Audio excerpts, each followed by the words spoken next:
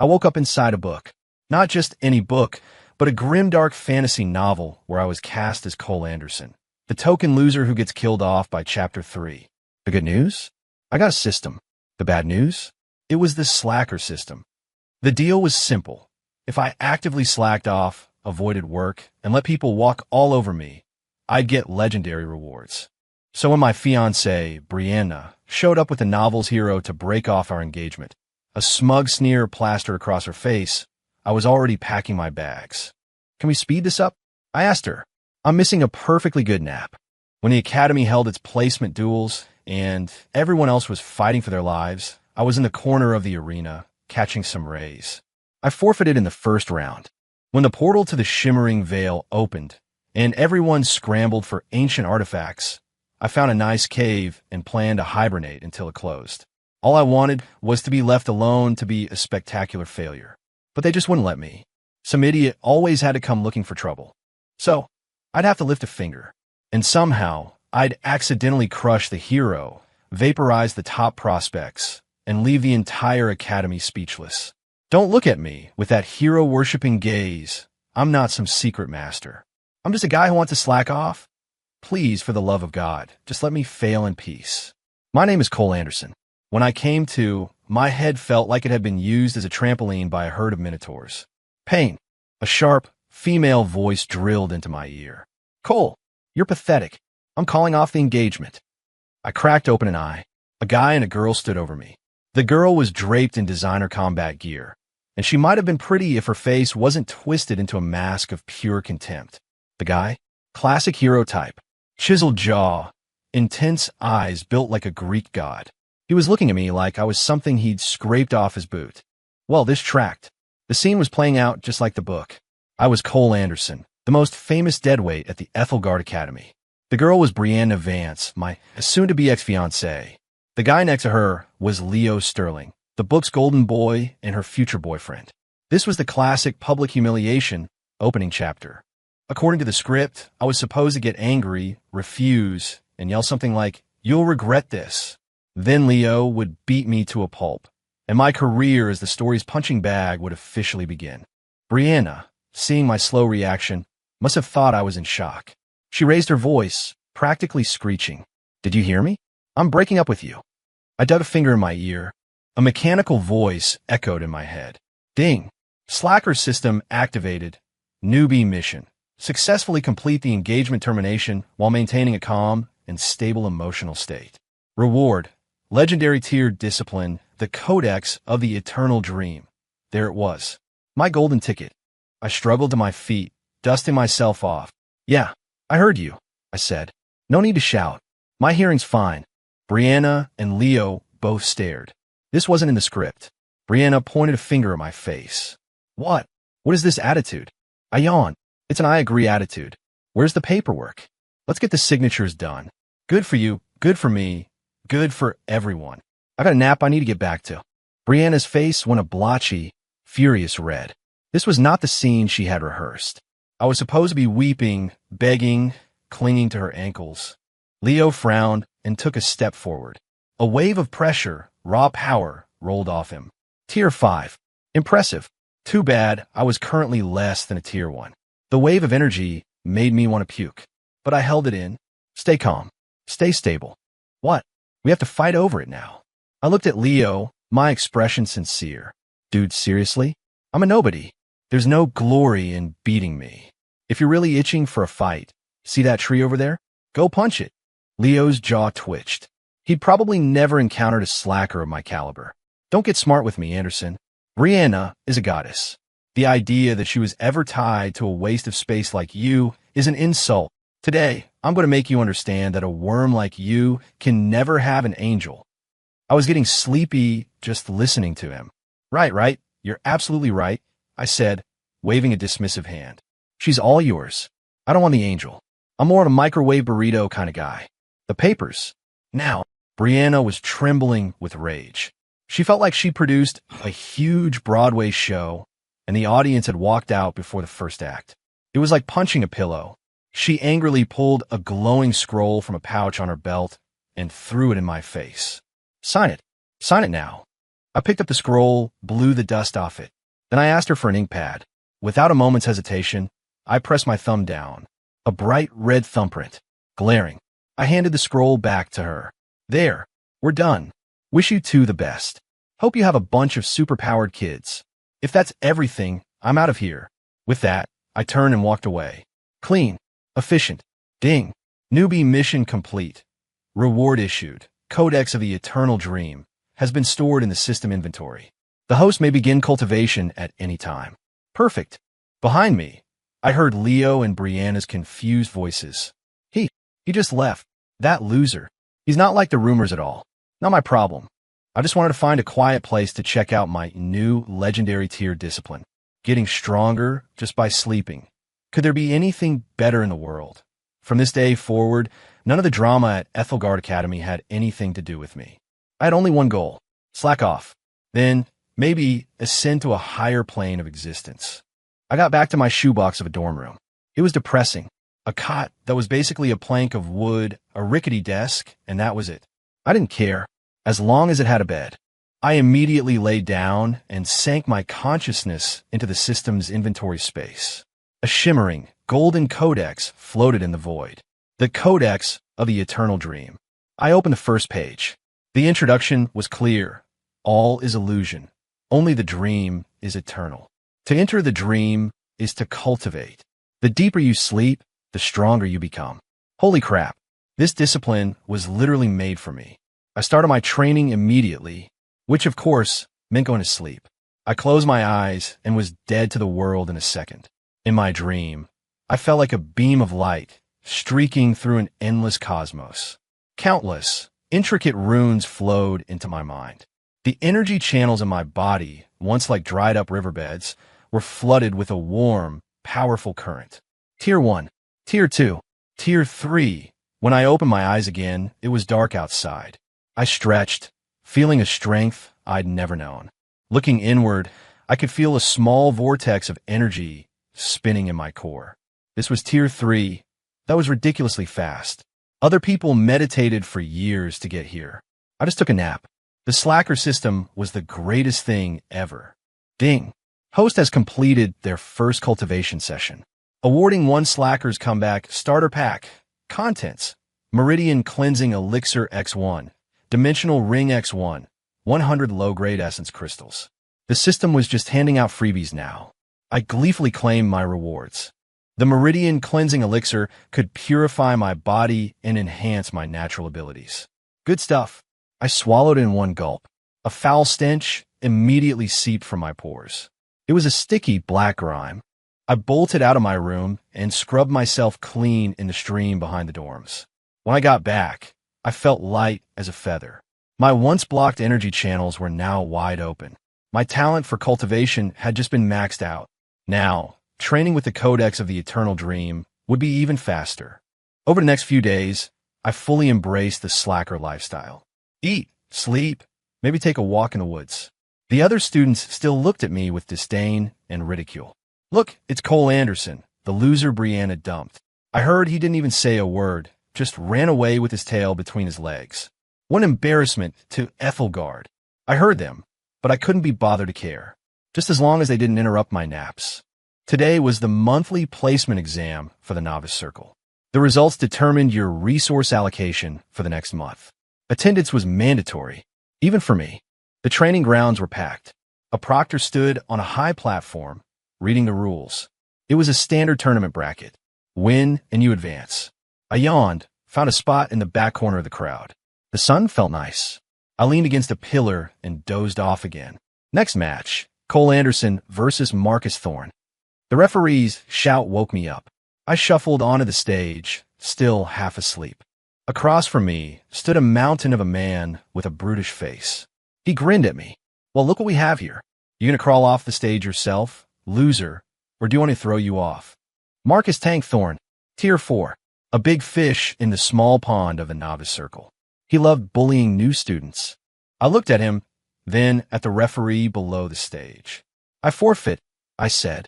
The entire arena went silent. Everyone looked at me like I was an idiot. Forfeiting without even fighting? There's being a loser, and then there's this. Thorne was stunned. He had a whole speech prepared to humiliate me, and the words died in his throat. The referee cleared his throat. Cole Anderson, are you sure you want to forfeit? Positive, I nodded. Absolutely positive. Fighting is so tiring.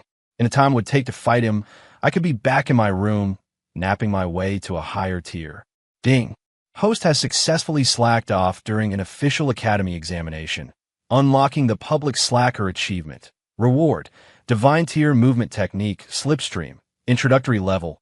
The system alert pinged in my head. I grinned. Another divine skill in the bag. I turned to leave the stage. Hey, get back here. Thorn roared. He felt like he'd been insulted. Beating a loser and having a loser forfeit to you were two completely different feelings. You think you can just walk on and off my stage whenever you want? Who do you think I am?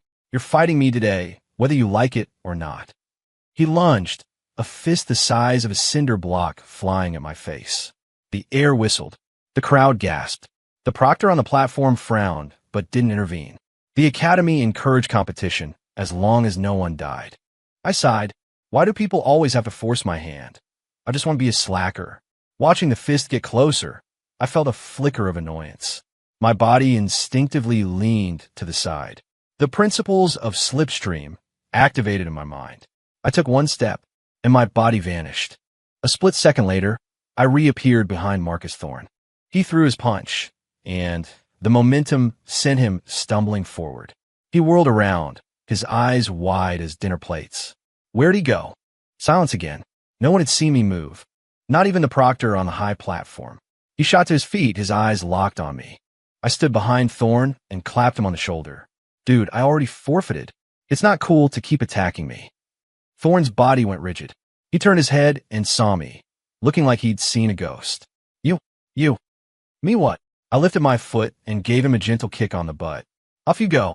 I barely used any force, but empowered by the pure essence from the codex of the eternal dream. Thorne's 250-pound body went airborne. It sailed through the air in a beautiful arc. Thud. He landed in a heap below the stage. Out cold. Dead silence. You could hear a pin drop. Every single eye was on me. Shock, confusion, disbelief. A loser who wasn't even Tier 1 just kicked a Tier 4 powerhouse off the stage. Was this a dream? Up on the platform, the novice proctor, Valerius, stared, his eyes practically bugging out his head. He rubbed them, making sure he wasn't hallucinating. That movement technique, just now, it was so fast that even he, a gold core adept, only saw a blur. Was this something a novice was capable of? I stood on the stage, feeling helpless. Crap, I overdid it. I just wanted him to leave me alone, not cause a scene. System, this technique you gave me is too overpowered. I cleared my throat and spoke to the stunned referee. Even though he's unconscious, I still forfeit. He wins the match. With that, I jumped off the stage and tried to make a run for it. Halt! Proctor Valerius's voice boomed from the platform. A powerful pressure locked me in place. I couldn't move. This is bad. I turned around, a pained expression on my face. Proctor, is there a problem? Valerius appeared in front of me in a flash. He looked me up and down, his gaze sharp enough to peel my skin. Anderson, what was that technique you just used? His voice held a tremor he couldn't quite conceal. What was I supposed to say? That I learned in my sleep. Would he believe that? Report, Proctor. I have no idea, I said, playing dumb. That guy was trying to hit me. I got scared, my legs got wobbly, and, well, that happened. Must have been a lucky fluke. A lucky fluke? Valerius's mouth twitched. Calling a movement technique that bordered on teleportation a lucky fluke. Who do you think you're kidding? He was certain I was hiding my true power. This Cole Anderson was definitely not what he seemed. An idea began to form in his mind. A wolf in sheep's clothing. This boy was an absolute genius. For some reason, he had been hiding his talents, biding his time in the academy. The broken engagement. That must have been a deliberate act to temper his own spirit. As he connected the dots, the way Valerius looked at me changed. It went from suspicion to admiration, and then to a kind of feverish excitement. He just stumbled upon a diamond in the rough. Yes, a lucky fluke indeed. Valerius clapped me on the shoulder, laughing heartily. Anderson, you are good. Very good. From this day on, you will no longer reside in the novice dorms. I am officially promoting you to the adept circle and taking you as my personal apprentice. Wait, what? I was completely stunned. His personal apprentice? No. Please no. I just want to be a slacker, not some star pupil. Proctor, I don't think that's a good idea, I stammered, waving my hands. My talent is average. My aptitude is poor. I'm really not cut out for this. I appreciate the offer, though. The more I refused, the wider Valerius's smile became. Look at him. So humble, not arrogant, not reckless, with a heart as steady as a mountain. This was the mark of a true prodigy. Say no more. The matter is settled, Valerius declared, leaving no room for argument. You'll move in my residence later. I will personally oversee your training. The surrounding students had gone from shocked to burning with envy. To be taken as a proctor's personal apprentice, that was like winning the lottery, a direct path to the top with unlimited resources and advanced disciplines. Why did this loser get so lucky? In a crowd, the faces of Brianna and Leo were dark as thunderclouds. Especially Brianna. The loser she just dumped had become a proctor's apprentice in the blink of an eye. It was a slap in the face. Her cheeks burned with humiliation. Leo's expression was grim. He stared at me, his mind filled with suspicion. Was Cole Anderson really just lucky? No. He'd seen that kick clearly. Fast, precise, powerful. And it held a type of energy he couldn't comprehend. This guy, he'd been hiding his strength all along. But why? Leo couldn't figure it out. I want to cry. I just want to slack off. Why are you people writing your own fanfiction about me? Ding. Host has successfully passively shown off, causing a major deviation in the plot. Reward. Divine tier alchemy skill. Primer of the perfected elixir. The system pinged again. My misery deepened. What is happening? I don't want to be an alchemist. I just want to be the god of naps. But Proctor Valerius didn't care what I was thinking. The more he looked at me, the more he liked what he saw. Come, apprentice. Follow your master. He grabbed my arm and started to drag me away. He was so enthusiastic, you'd think I was his long-lost son. As he pulled me along, I kept looking back over my shoulder. I had only one thought. Are my dreams of a perfect slacker life already over? I was, in the end, forcibly dragged back to Proctor Valerius's residence. He called it the perks of being an apprentice. His manor was situated on one of the academy's nexus points, where raw essence was so thick it was almost a visible mist. It was 1,000 times better than my shoebox dorm. The place had everything: an alchemy lab, a training chamber, a garden of mystical herbs. Valerius led me to the lab. He pointed at a huge, ornate furnace, his face beaming with pride. Behold, my apprentice. This is my pride and joy, the Huthfire Crucible. From this day forward, I will pass on all my knowledge to you. He thought I'd be excited to see the Crucible. I just wanted to yawn. Alchemy, what a pain. You have to memorize formulas, control temperatures, and stand over a hot furnace for days. With all that time, couldn't I just take a nice long nap? Master, I decided to try one last time. I'm not very bright. I don't really have any interest in alchemy. Maybe you could just let me go back to my room and sleep? Valerius's eyes widened. Nonsense. As a practitioner of the arts, how can you be so lazy? The art of alchemy is profound. It not only aids your own training, but can save your life in a crisis. You must learn it. His tone was final. I had no choice but to agree. Fine. You want me to learn? I'll learn. But you no control over how I learn. Valerius produced a dusty old tome, a compendium of basic elixirs. Apprentice, this was the textbook I started with. Memorize it. If you have any questions, come find me. He left me with a pile of jars and herbs, and then rushed out. He said he was going to the Academy's vault to requisition some better resources for me. I looked at the book, which was thicker than a brick. My head swam. Memorize this? You might as well just kill me. I tossed the book aside and laid down on the floor of the lab. Time for or not? In my mind, the system's primer of the perfected elixir materialized. Countless streams of alchemical knowledge flooded my brain like a fire hose. From the properties of herbs to the synergistic balance of ingredients to ancient, long-lost formulas. It was all there. By the time I woke up, I was in theory a grandmaster of alchemy. The contents of Valerius's compendium of basic elixirs were child's play by comparison. I stood up and stretched. I glanced at the ingredients on the floor. They were for brewing an essence draft. The most basic tier 1 elixir. I scoffed. Brewing this is beneath me. Still, I had to put on a show for Valerius. But I couldn't succeed. If I succeeded, he'd force me to brew elixirs all day, every day. My slacker life would be over. So I had to fail. And I had to fail so spectacularly that he'd lose all hope in me. Making the crucible explode seemed like the best option. I walked over to the Huthfire crucible. Following a forbidden technique from the primer of the perfected elixir, I began to process the herbs. This technique was designed to maximize the volatile energy within the ingredients. Then, I dumped everything into the crucible at once. I didn't even bother with the right order. Next, I channeled my own essence into the furnace, not to control the heat, but to pour it in like gasoline on a fire. Boom! The Huthfire crucible began to shake violently. Its metal sides glowed cherry red. A wildly unstable energy pulsed from within. I backed away quickly and hid in the corner of the lab. The next second, bang! A massive explosion rocked the entire manor. The crucible's lid shot into the air like a cannonball, blasting a crater in the ceiling. A plume of black smoke, thick with the stench of burnt failure, billowed out of the furnace. The lab was a complete disaster zone. I nodded, satisfied. Yes, this should do it.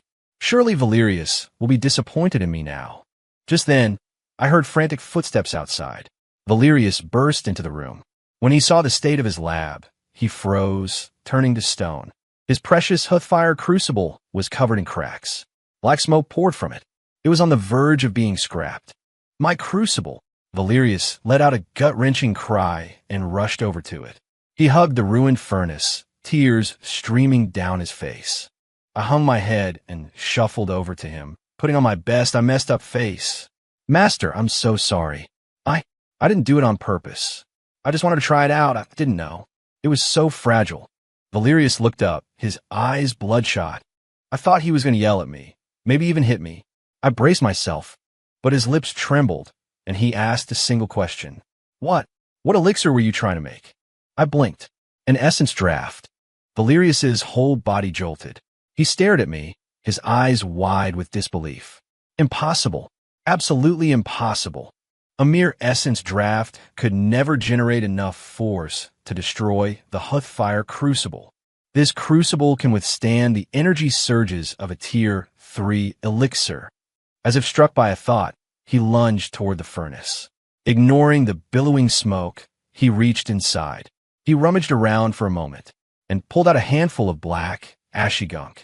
He held the ashes under his nose and took a deep whiff. Then, his expression transformed from heartbroken to ecstatic. It's quintessence. This is the trace of quintessence, he shouted, his voice trembling with excitement. Even though it failed, these ashes contain the residual aura of a perfected elixir. Apprentice, you are an alchemical prodigy. Me? Dude, are you okay? I literally just blew up your prized possession. And you're calling me a prodigy? Did the smoke get to your head? Valerius grabbed my shoulders and shook me. Do you know what this means? Only elixir brewed to the level of flawless could possibly leave behind a trace of quintessence upon failure. It's your first time ever attempting alchemy, and you were able to summon quintessence. The crucible only exploded because it was too low grade to handle the sheer power of the elixir you were creating. You weren't brewing a common essence draft.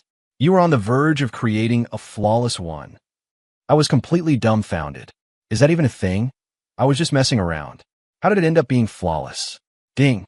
Host has unintentionally demonstrated transcendent alchemical talent. Shocking Proctor Valerius. Reward. Soul cultivation method. The ninefold golden soul. I think I'm going to die. Is this system actively trying to ruin my life? I just want to be a failure. Why does it keep giving me these ridiculously overpowered abilities? Valerius had descended into a state of manic joy. He looked at me like I was a priceless treasure. No, the Huthfire crucible is not worthy. I must go see the Archon. I will request that he lend you the Academy's ultimate treasure, the Somnus Crucible. Your talent cannot be wasted. With that, he sprinted out of the room like a man possessed, leaving me alone in the wreckage of his lab. I wanted to cry. I looked at the smoking, ruined furnace and sighed. Well, blowing things up didn't work.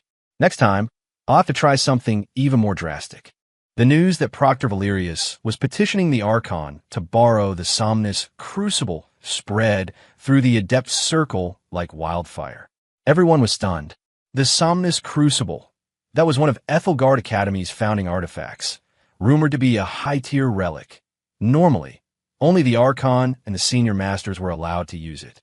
And now, the Archon was going to lend it to a brand new student, to Cole Anderson, the same loser who had supposedly kicked Marcus Thorne into next week. Suddenly, the rumor mill went into overdrive. Some said I was the heir to some hidden, powerful family, just attending the academy for fun. Others claimed I was the reincarnation of some ancient wizard who had just awoken to his past life. The craziest rumor? That I was the Archon's illegitimate son. Hearing all this just made me tired. Where do you people get these imaginations? I really, truly, just want to do nothing. Valerius eventually got the crucible. It was a deep obsidian color, etched with intricate silver patterns that seemed to shift and move. It looked seriously expensive. He presented it to me, his eyes full of hope. Apprentice, use this. Try brewing the essence, draft one more time. I know you can succeed this time. I stared at the crucible, deep in thought. Another explosion? Probably not. This thing was a high-tier relic. With my current power level, I couldn't dent it if I tried. So what now? An idea sparked. I took the crucible from him. Master, I understand. However, alchemy requires a calm mind and a peaceful environment. I'd like to find a place that is absolutely quiet, where no one can disturb me. Valerius nodded. Of course. How about the Forbidden Grove on the far side of the campus? The essence there is pure, and no one dares to go there. No, I shook my head. Too far. I'll do it in my room. And I have quirk when I'm working. I can't have anyone watching me. No one at all. Valerius looked a little confused, but he probably chalked it up to the eccentricities of genius and agreed. Fine, as you wish. Whatever ingredients you need, just let me know. I took the Somnus Crucible back to the room Valerius had assigned me. I locked the door behind me. Then, I placed the crucible on the floor, not to brew elixirs, but to use as a pillow. And you know what? A high-tier relic is cool to the touch and surprisingly comfortable. Then, I climbed into bed, pulled up the covers, and went to sleep. Brewing elixirs, brewing my ass. Time to fire up the codex of the eternal dream. Meanwhile, Valerius waited anxiously outside my door. An hour passed. 2 hours passed. A day passed. Not a sound came from my room. No fragrant aroma of success. No explosion of failure. Valerius was getting restless, but he had promised not to disturb me. He had to wait. He ended up waiting for 3 days.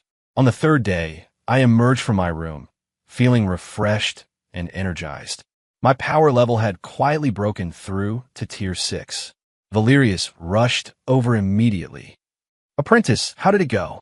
Did you succeed? He asked, his voice tight with anticipation. I shook my head, my face a mask of disappointment. Master, I'm sorry. I failed. I tried over a dozen times. Every single attempt turned to useless dregs. I guess I really don't have a talent for alchemy. To make my performance more convincing, I reached into my dimensional ring and pulled out a handful of the ashy residue from the first explosion. Valerius looked at the ash in my hand, then at my face. He was silent. My heart leaped. This is it. He's finally disappointed in me. He's finally going to give up on this alchemical prodigy. Nonsense. But then Valerius let out a long sigh and clapped me on the shoulder. His eyes were filled with pity and self-reproach. Apprentice, it was my fault for rushing you. Even with your immense talent, you are still new to alchemy. It's natural to feel a bit of pressure. Failure is the mother of success. Don't lose heart. For now, just rest. Clear your mind. As it happens, the annual Academy Grand Tournament is about to begin. You should go watch. It will be a good distraction. Me? Are you kidding me? You can even spin this into a positive? Is your ability to delude yourself a divine tier skill too? And the Grand Tournament? That sounds like a whole lot of trouble. Master, I think I'll skip it. I'm not really into all that fighting. I'd rather just stay here and read. Absolutely not. Valerius's tone was firm. You must go. This tournament is a matter of Ethelgard's honor. Plus, the winners get entry passes to the Celestial Forge trial. As my apprentice, you must bring glory to our house. And there it was. my schedule once again being decided for me. The grand tournament was held in the Academy's main coliseum. It wasn't just our students. Representatives from several other allied academies were there to watch. The place was a circus, packed to the rafters, banners flying.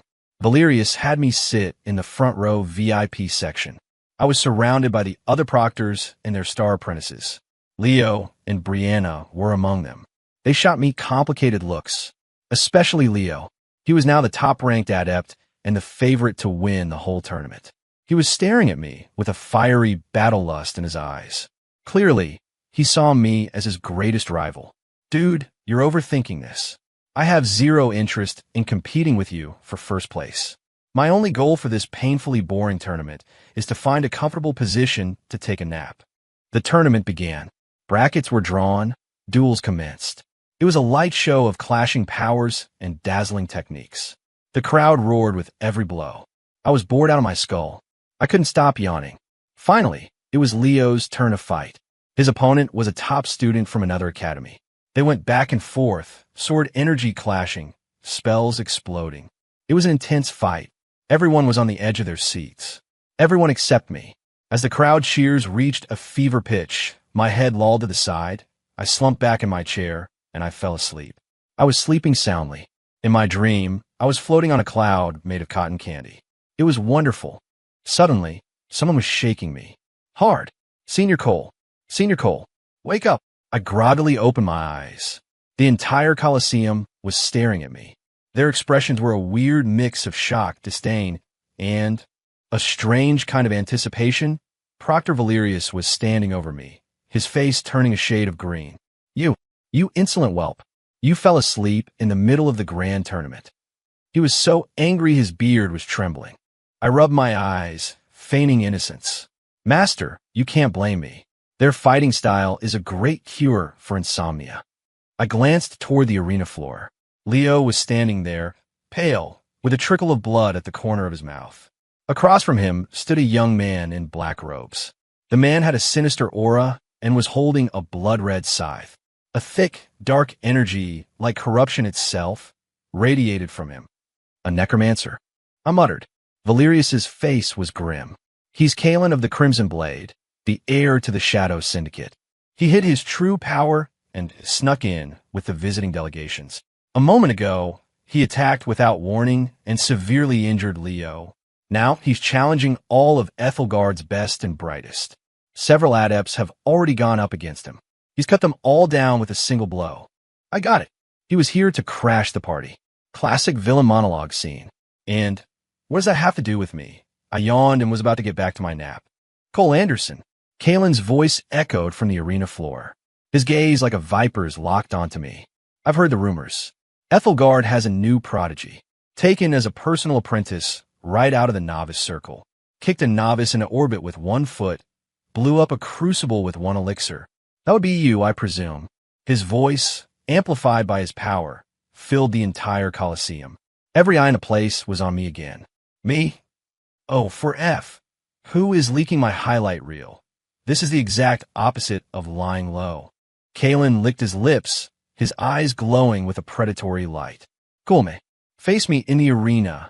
Let me see if this so-called genius has any actual substance, or if you're just another pathetic weakling, like all the rest. It was a blatant challenge.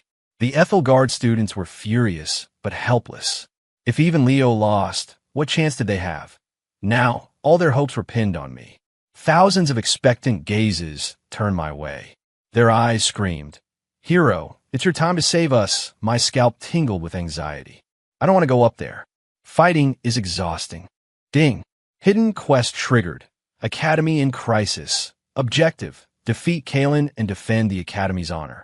Reward: 1 scroll fragment of the ancient sword formation, Heaven's Ruin. And now the system was getting in on it. Heaven's Ruin. Sounds powerful. But am I really going to risk my life for a scroll fragment? Doesn't seem worth it. I cleared my throat and shouted to Kalen on the stage. Hey, Mr. Necromancer, sir, I think we can talk this out. All this fighting is just bad vibes, you know. How about this? We, Ethelgard Academy, officially admit defeat on this one. You do us a solid, call it a day, and I'll buy you a beer later. My words fell into a stunned silence. The Ethelgard students nearly choked. Admit defeat by the Dark Lord of Beer? Senior Cole, have you lost your mind? You're dragging the Academy's reputation through the mud. Proctor Valerius clutched his chest. He felt a heart attack coming on. How'd he end up with such a ridiculous apprentice? Kalen was stunned, too.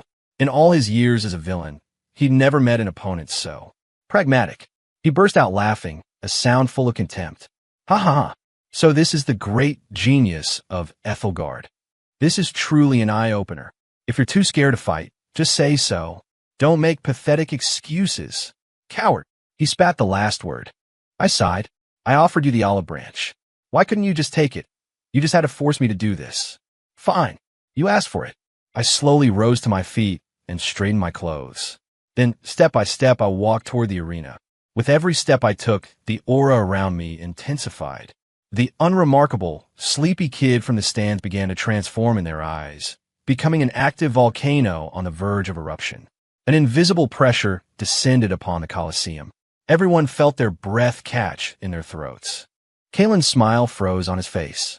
He felt like he was being stalked by some ancient, primal predator. The pressure was so immense. His own dark energy began to falter. What are you? He stammered. I stopped in front of him. I looked him in the eye and asked, very seriously, I'm going to ask you one last time. Walk away now, and you can still leave in one piece. I just want to go back to sleep. I really don't want to do this. Kalen's face turned ashen. He felt utterly humiliated. He was the proud heir of the Shadow Syndicate, a Gold Corps adept, and he was being threatened by some kid who was barely out of the novice circle. You're dead, he roared, his dark energy exploding outwards. His blood-red scythe sliced through the air with a deafening shriek aimed straight for my head. Before the blade even reached me, a wave of murderous intent, smelling of blood and decay, washed over me. The students in the stands turned pale with terror. That one strike could split the entire arena in two. Could Cole Anderson possibly stop it? Proctor Valerius's heart was in his throat. He was ready to intervene at a moment's notice to save my life. But faced with that world-ending attack, I simply held up two fingers, my index and middle finger. And to the utter shock of every single person watching, I casually pinched the blade of the scythe. Ting! A soft, metallic sound, as if I hadn't caught a deadly artifact but a piece of straw. The raging dark energy vanished in an instant. The world seemed to freeze. Kalen's eyes bulged. He couldn't believe what was happening. He pulled with all his might, trying to wrench his scythe free. But my two fingers were like a vice. It didn't move an inch. How is this possible? He whispered. Nothing's impossible, I said calmly. Your attack is too slow and too loud. With that, my fingers tightened slightly. Crack! A sharp, clear snap. The high-tier artifact, the blood-red scythe, broke in two. Kalen coughed up a mouthful of blood and was thrown backwards as if struck by lightning. His connection to his artifact shattered, his mind in tatters. He lay on the ground, staring at me in horror, as if I were a monster. You're not a novice. What tier are you? I didn't answer him. I walked over and crouched down beside him. I told you, I just wanted to sleep. You're the one who had to make a scene. I reached out and gently tapped him on his abdomen, right over his power core. Pop! Kalen's body seized up. He felt his gold core power, his life's work, draining away like air from a punctured tire. In a blink, he was no better than a regular person. My power! My power! He screamed, clawing at his robes. I stood up and dusted off my hands. Now you can leave. Quietly, I turned and walked off the stage, leaving behind an entire coliseum of people who had been turned to stone. Silence. A dead, profound silence. After a long moment, the crowd erupted into a chaotic storm of discussion. What'd I just see? He caught an artifact with two fingers. He destroyed a gold core adept's power with a single touch. Is that really the Cole Anderson we know? He's not a loser. He's a god in disguise. Proctor Valerius's jaw hung open. He was at a loss for words. He knew I was hiding my strength, but he never, ever imagined I was hiding this much. This wasn't the power of an adept. This was the power of a master, maybe even an archon. Ethelgard Academy had been unknowingly housing a deity. Leo and Brianna were as pale as ghosts. Especially Leo. He had always believed he was the chosen one.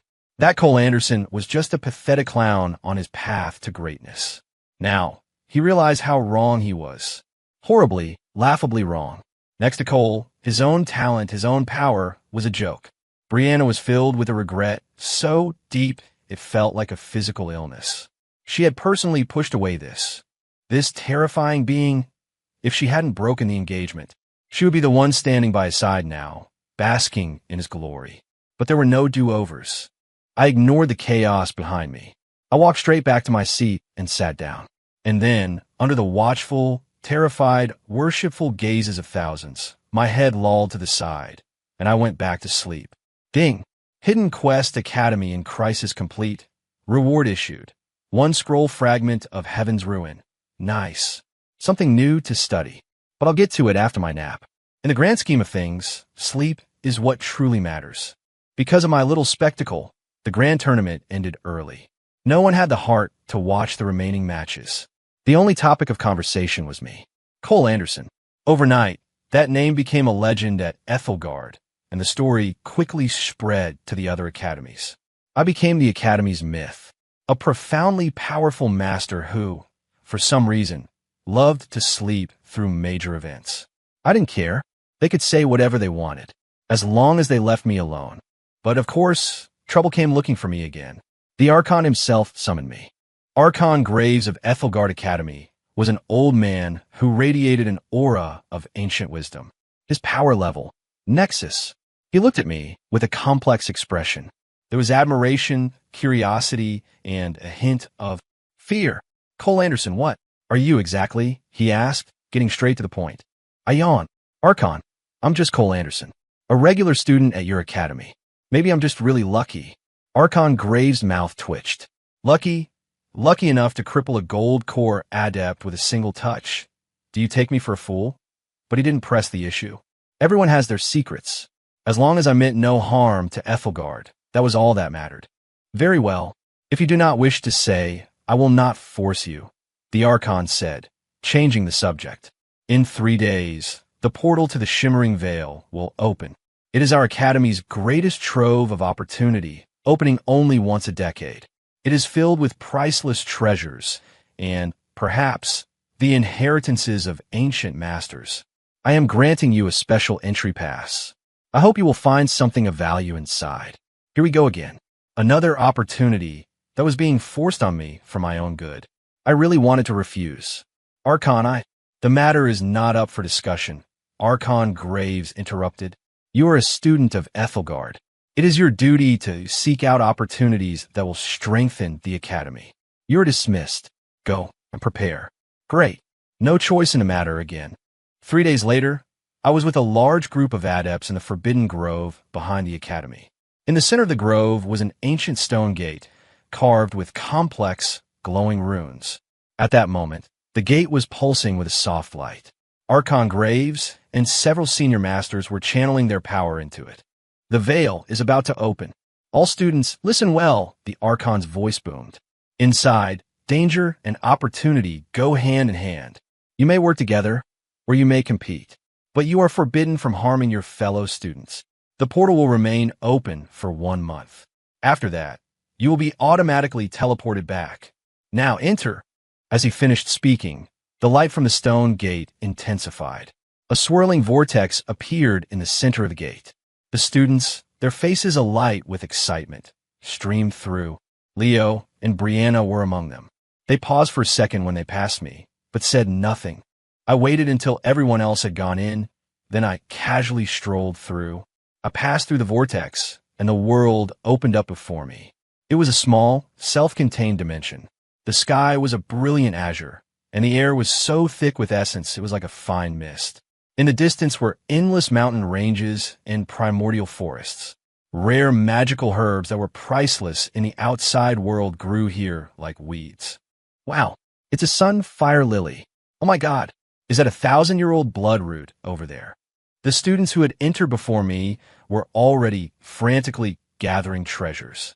I had no interest in any of it. Hunting for treasure, too much work. I expanded my senses, scanning a 100-mile radius. It didn't take long for me to find the perfect spot. A hidden valley. In the middle of the valley was a natural hot spring, and next to the hot spring was a large, smooth, flat rock. Perfect. I used Slipstream and appeared in the valley instantly. I stripped off my outer robes and slipped into the hot spring. Amazing. The water was the perfect temperature. After a nice long soak, I climbed out and laid down on the large flat rock. The rock was pleasantly warm from the steam of the hot spring. I took a blanket and my pillow out of my dimensional ring. I covered myself up, lay down flat, and went to sleep. You guys go hunt for your treasures. You guys go fight to the death over some ancient inheritance. As of now, this entire dimension is my own private luxury bedroom. See you all later. I'll see you in a month. If I wake up by then. I slept like the dead in my hidden valley. The codex of the eternal dream activated automatically, and my power level steadily increased in my sleep. Tier 7, Tier 8, Tier 9. After 2 weeks, I broke through to the Gold Core realm. The entire process was seamless. No bottlenecks. It was as easy as breathing. One day, I was in the middle of a dream, playing chess with death, when a violent tremor shook me awake. The entire valley was shaking. In the distance, I could hear a deafening roar. Powerful waves of energy were pulsing from the center of the dimension. I frowned. What's going on? An earthquake? I expanded my senses. I quickly figured out what was happening. At the center of the dimension was a towering mountain peak. And at the top of that peak, an ancient palace had just burst forth from the ground. The palace was surrounded by a halo of brilliant light and auspicious clouds. It was obviously the sign of a world-class treasure appearing. Every student in the dimension was now stampeding toward that palace. Fights had already broken out as people raced to be the first one there. Boring. I muttered, rolled over, and prepared to go back to sleep. But a second later, I shot upright. Where's my pillow? My Somnus Crucible, the one that was cool in the summer and warm in the winter, was gone. I distinctly remembered it being right under my head when I fell asleep. Who stole my pillow? A cold rage began to build in my chest. You can interrupt my nap, and I might let it slide, but you steal my pillow? That is unforgivable. I stood up, my eyes like ice. My consciousness spread out like a tidal wave, sweeping across the landscape. Searching every inch. Soon, hundreds of miles away, I found it. Someone was carrying it, running as fast as they could toward the mountain peak. The person carrying it was Leo, and right next to him was Brianna. Cole's crucible. We actually found it. Brianna's voice was giddy with excitement. The rumors said the Archon personally lent him this high-tier relic. It must be an incredible treasure. Leo's breathing was also heavy with anticipation. That's right. This has to be the greatest treasure in the entire Vale. If we can just claim it for ourselves. I heard their conversation. My expression turned grim. Of course. It had to be you too. Stealing from me. And you want to claim my pillow? You're asking to be erased. My form flickered and vanished. At the peak of the mountain, the gates to the ancient palace slowly creaked open. A wave of ancient, powerful energy washed over the crowd. Everyone's eyes turned red with greed, desperate to be the first one inside. But the entrance was protected by a powerful barrier. Several students who had rushed forward were thrown back, coughing up blood. Leo and Brianna had just arrived. Leo looked at the Somnus Crucible in his arms and said to Brianna, "Brianna, this barrier is too strong. We'll have to use the power of this crucible to shatter it." Okay. Brianna nodded. They both channeled their energy into the crucible. The Somnus Crucible began to glow with a brilliant light. A terrifying pressure emanated from it. The surrounding students stumbled back, their faces filled with awe. A high-tier relic. It's actually a high-tier relic. Where did Senior Leo get such a powerful artifact? Leo's ego swelled. He let out a great shout, raised the crucible high, and prepared to smash it against the barrier. And just at that moment, a cold voice echoed in everyone's minds. "Put my pillow down." The voice wasn't loud, but it resonated in every single person's soul. Everyone froze and looked around. They saw a figure who had appeared out of nowhere, floating in midair. White robes, black hair, a face devoid of any emotion. It was Cole Anderson. He hung in the air, his gaze fixed on Leo. He looked at him as if he were already a dead man. Leo's heart stopped. A wave of terror, unlike anything he had ever felt, washed over him. Senior Cole, he stammered. Pillow. The surrounding students were completely baffled. What pillow? I will say this one more time. My voice was flat, devoid of any emotion. Give it back to me, or die. As the word die left my lips, the temperature of the entire dimension seemed to plummet. A terrifying, murderous aura locked onto Leo and Brianna. They felt like the hand of death itself was wrapped around their throats. They couldn't even breathe. Leo was scared out of his mind. He had no doubt that if he dared to refuse, his head would be rolling on the ground the next second. His hands shaking, he held out the somnus crucible. Senior Cole, I am sorry. I didn't know it was yours. The crucible flew from his hands. It returned to mine automatically. I ran my hand over its cool, smooth surface. The rage in my heart began to subside.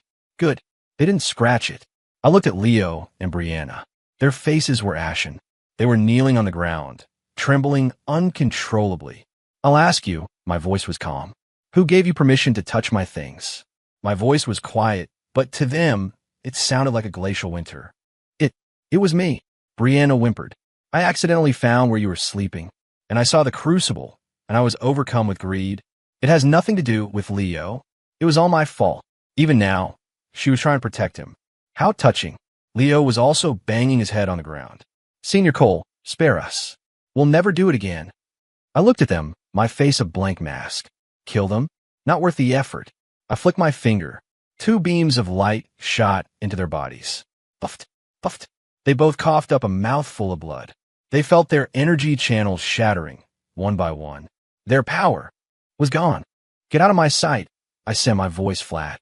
Leo and Brianna scrambled away as if they had been granted a pardon from the king. They fled, half crawling, half running. The surrounding students watched, their hearts pounding with fear. No one dared to make sound. This Senior Cole, who usually looked so lazy and harmless. When he was angry, he was this terrifying.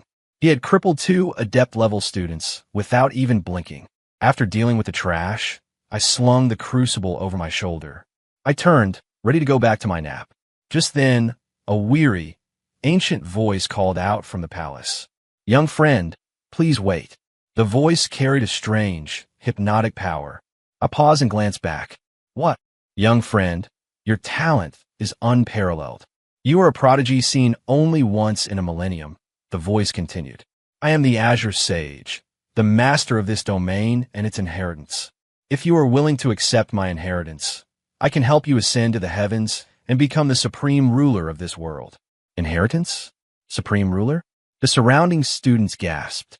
This was the inheritance of an ancient master. Ascend to the heavens. The temptation was unbelievable. They all stared at me with eyes full of envy. But I just frowned. Not interested, I said. Being the supreme ruler sounds exhausting. I just want to go back to sleep. With that, I hoisted my pillow on my shoulder and really did start to walk away. The voice in the palace was clearly taken aback. He had probably never, in all his millennia of existence, met someone who wasn't interested in his inheritance. Young friend, do you not understand how powerful my inheritance is? I'm an ancient immortal. The discipline I practiced was the eternal scripture. With my inheritance, your body will become indestructible, your soul everlasting. Are you sure you want to refuse? There was a hint of desperation in his voice now. I stopped, not because I was tempted by his offer, but because he was being really loud. I told you. I turned, glaring at the palace. I'm not interested in your inheritance. You say one more word, and I swear I will tear down this palace, along with you and your stupid inheritance. My voice was calm, but the threat it carried was enough to make the self-proclaimed Azure Sage fall completely silent. The world was quiet again. Everyone was staring at me, their mouths hanging open. He's insane. Cole Anderson has to be insane.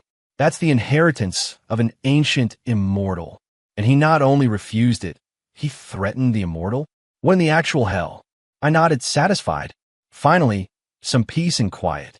I hefted my somnus crucible onto my shoulder and took a step. With that one step, I was 100 miles away. After a few more flickers, I vanished over the horizon, leaving behind a group of dumbfounded students and a very, very quiet palace at the top of the mountain. I returned to my hot spring valley. I placed the Somnus Crucible, my pillow, back in its rightful spot. I lay down, pulled up the covers, and went back to sleep. This time, I slept for another 10 days. When I woke up, the 1-month time limit for the veil was up. A gentle, teleporting force enveloped me. The next second, I was back at the stone gate in the Forbidden Grove. When I appeared, most of the other students were already there. When they saw me, they looked like they had seen a ghost. They all kept a healthy distance, as if afraid I might get annoyed and erase them from existence. Archon Graves and Proctor Valerius were there too. They looked relieved to see me return safely. "Cole, you're back," Proctor Valerius said, rushing over. "How did it go? Did you find anything valuable in the veil?" he asked, his eyes full of hope. I yawned. It was okay. I found a great place to sleep. Valerius, Archon Graves, the surrounding students. They all thought I was being sarcastic. You call being offered an ancient immortal's inheritance and being too lazy to accept it okay. Just then, Leo and Brianna were teleported out. They were haggard and disheveled, looking like beggars. Most importantly, there wasn't a trace of power radiating from them. Their power. Archon Graves' expression changed. He appeared in front of them and grabbed Leo's wrist. After a moment of examination, his face became grim. His energy channels are all destroyed. His core is shattered. He's been crippled. Who did this? He roared, and the pressure of his Nexus-level power slammed down on the entire area. All the students trembled. Leo lifted his head and saw me. His eyes were filled with hatred and terror. He pointed a trembling finger at me and screamed with all his remaining strength. It was him. It was Cole Anderson. He not only stole our findings, he crippled us. Every eye in the place immediately swiveled back to me. Archon Graves and Valerius also stared at me in disbelief. "Cole, is what he says true?" Valerius's voice was shaky. I dug a finger in my ear. "What do you mean, stole their findings?" "I leave my pillow lying around. They sneak over and take it, and I'm not allowed to get it back. As for crippling them," I glanced at Leo and Brianna. "Oh, that part's true. They touched my stuff. Then they tried to use my pillow to smash down a door. I just taught them a little lesson." I admitted it so readily that everyone was stunned. Archon Graves' face was pale with anger. "You fool. Even if they were in the wrong, you had no right to be so vicious. Attacking your fellow students is a grave taboo in this academy. Do you admit your guilt?" A terrifying pressure, enough to crack mountains, bore down on me. But I stood my ground, not moving an inch. When the pressure reached me, it dissipated into thin air. I looked at Archon Graves and smiled. "Archon, you've got it all wrong. First, my pillow is not their finding, so there was no theft on my part. Second, I crippled them because they touched my things first. It's called self-defense. Third, and most importantly," I paused, my eyes turning cold. "When did I ever say I was one of your fellow students?" My words fell into a dead silence. Archon Graves and Valerius's eyes widened. What does he mean by that? Could it be he's not a student of Ethelgard at all? Then who are you? Archon Graves' voice was dry. I sighed. I really didn't want to play this card so soon. But you forced my hand. I stretched, and my bones cracked and popped. An indescribable, boundless energy began to awaken within me. It wasn't novice, adept, gold core, or even nexus. It was a power that existed beyond the rules of this world. The sky instantly darkened. Storm clouds gathered, and lightning danced. The entire Ethelgard campus began to tremble under the weight of this energy, as if it were about to collapse. Archon Graves and the other senior masters were like ants before this power. Their faces turned ashen, and they were forced to their knees. They couldn't even lift their heads. I told you, my voice seemed to come from the heavens, echoing in the soul of every person present. I'm just a regular guy who wants a good night's sleep, and you people just keep interrupting me. I lifted a hand toward the sky and made a fist. Boom! The storm clouds vanished instantly. The sky was clear again, as if it had all been a hallucination. But I knew it wasn't. I looked down at the terrified crowd. Sorry about that. I think I might have overdone it a little. Now, is there anyone else who wants to charge me with a crime? No one dared to speak. The entire campus was silent. Everyone was paralyzed with fear by that world-ending power. Archon Graves knelt on the ground, shaking like a leaf. He finally understood. The person in front of him wasn't a student. He wasn't some hidden master. He was a god, a being that this world could not comprehend. Great One. Archon Graves' voice was filled with awe and terror. We were blind. We have offended you. Please forgive us. He was about to bang his head on the ground. I waved a hand. All right, cut the drama. I'm not going to do anything to you. I'm actually a pretty easygoing guy.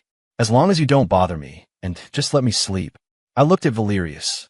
Proctor Valerius, you can have your personal apprentice title back. I'm not really cut out for it. Valerius's face was a mask of misery. He couldn't say a word. He wouldn't dare treat me as an apprentice now. He was just grateful I hadn't erased him with a flick of my wrist. I glanced at Leo and Brianna. They had both fainted from sheer terror. I shrugged. How boring. Well, things had come to this. My slacker plan was a resounding success. From now on, no one should ever dare to bother me again. Ding. Final mission, perfect slacking, is complete. Congratulations to the host for sticking to your principles and slacking off to the very end, despite all plot interference. Issuing final reward. Reward. Supreme authority over this world. The mantle of providence. The system's voice echoed in my head. A massive stream of information flooded my mind. It turned out the novel I'd been transported into had a bug in its source code. The world's consciousness had fallen into a deep slumber, causing the entire plot to go off the rails. All the nonsensical, idiotic plot points were a result of this bug, and this slacker system was a self-preservation program created by the world's consciousness before it faded. Its purpose was to find an agent who could fix the world in the most hands-off way possible. Slacking off was a way of not interfering with karma, allowing the world to heal itself. And I was the chosen agent. The deeper I slept, the more I slacked off, the more I aligned with the principle of governing by doing nothing, and the faster the world healed. Now, the bug has been fixed. As a reward, the authority over this world was being handed over to me. I had become this world's new god. I could feel the power within me, the power to rewrite reality with a word, to control everything. It felt okay. A little troublesome, though. Does being a god mean I can't get a good night's sleep anymore? I asked the system. The system replied, the host may set the rules of the world as you see fit. Oh, well, in that case, I thought for a moment, and snapped my fingers. An invisible law instantly enveloped the entire world. As of today, all practitioners will adhere to a 9-to-5, weekends off schedule. Grinding is forbidden. Overtime cultivation is forbidden. Anyone who is not in bed by 10 p.m. will have their cultivation level automatically reduced by one minor stage. All academy tournaments, dimensional explorations, and other group activities are hereby canceled. Everyone should use their free time to take up gardening or maybe fishing. Something relaxing. I have spoken. Any objections? My voice echoed in every corner of the world. Every practitioner heard my divine decree, and they were all completely baffled. What kind of ridiculous rule is this? Grinding is forbidden. Mandatory bedtime. Weekends off. Is this cultivation or a corporate job? But no one dared to object. They could feel that the new law was real. If they didn't follow it, they really would lose their power. I nodded, satisfied. Excellent. This way, the entire world can slack off with me. This is true world peace. I took one last look at the people of Ethelgard Academy. I hoisted my Somnus Crucible onto my shoulder, and with a single step, I vanished. I was off to find a nice, comfortable cloud to continue my life's work. As for what would become of this world, not my problem. If the sky falls, I'll deal with it after I wake up. After all, I, Cole Anderson, the new god of this reality. AM clocking out. End.